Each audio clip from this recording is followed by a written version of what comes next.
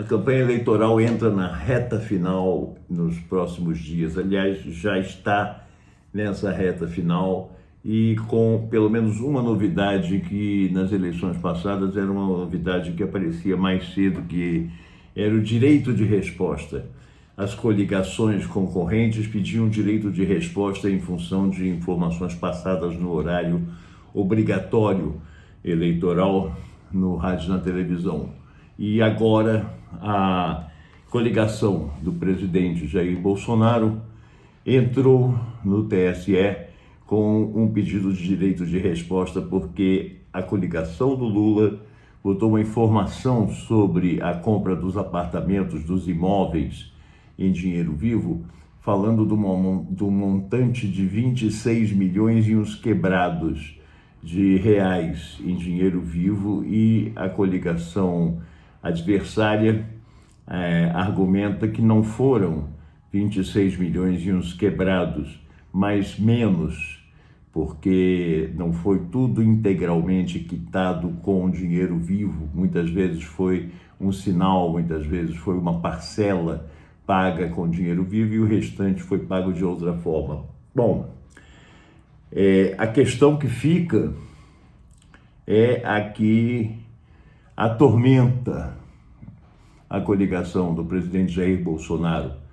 Ele deve conseguir o direito de resposta no horário do PT, o que é uma vitória judicial, mas não consegue explicar, se não eram 26 milhões e uns quebrados, quanto era, na verdade, e mais, e principal, de onde veio esse dinheiro vivo para o pagamento de parcela, de parte ou integralmente de imóveis que somam mais de 50. É uma exorbitância. Isso tem sido muito criticado mesmo dentro da base do governo no Congresso Nacional, porque é realmente um escândalo, é realmente muito imóvel e muita grana para ser explicada, para ser explicada sem malabarismos, como tem sido tentado pelos envolvidos, que são o presidente, ex-mulheres, os filhos e possivelmente laranjas e outras coisas assim. A marca da primeira disputa nessa campanha eleitoral entre as duas principais coligações que disputam o pleito, e a coligação da reeleição do presidente Jair Bolsonaro leva a vantagem inicial nessa questão. Porém, fica a pergunta, sim, não eram 26 milhões e tanto, eram quanto? Quanto foi em dinheiro? Quantos reais foram gastos nessa operação de compra de imóveis? E de onde veio esse dinheiro? Isso não foi respondido ainda. Isso está naquela história lá atrás das rachadinhas, lá atrás do Fabrício Queiroz, da Val do Açaí lá em Angra dos Reis, e de outras pessoas que trabalharam nos gabinetes dos Bolsonaros nas casas legislativas no Rio e em Brasília, e não recebiam a integralidade dos seus pagamentos. Essa questão vem se somar, nesse clima em que nós estamos vivendo, a uma outra que é mais delicada e que preocupa a coligação do PT, que é a violência na campanha eleitoral.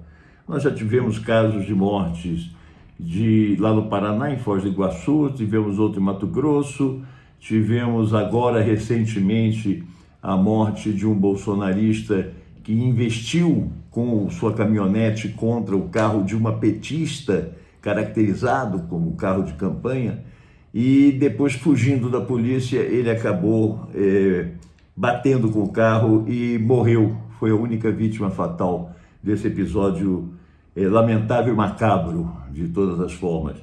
A questão que fica disso aí é que a violência está num crescendo que já levou há tempos, desde o episódio de Foz do Iguaçu, o PT a pedir ao TSE a criação de mecanismos para a denúncia e para a fiscalização das sessões eleitorais, dos locais de votação, para que não haja violência física.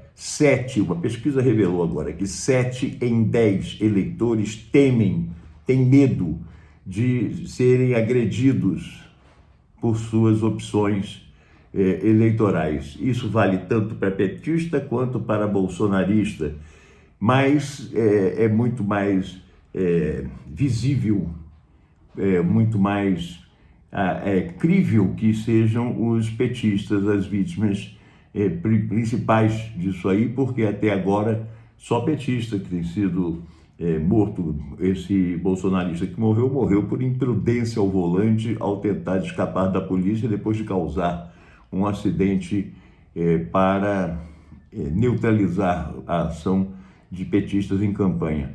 Bom, esse é o primeiro passo da reta final da campanha. Vem muita coisa por aí, como a elevação do tom de agressividade, não de agressões físicas, mas de agressividade no discurso, tanto nos programas do PT quanto nos programas do PL e da coligação do Bolsonaro, e a troca de tiros dos dois lados, usando uma imagem bem ao gosto de Jair Bolsonaro. Essa troca de tiros terá de ser mediada pelo Tribunal Superior Eleitoral, que vai ter muito trabalho. E nós temos de acompanhar para separar o joio do trigo e não cair em conversa de fake news agora, no final da campanha. Um abraço.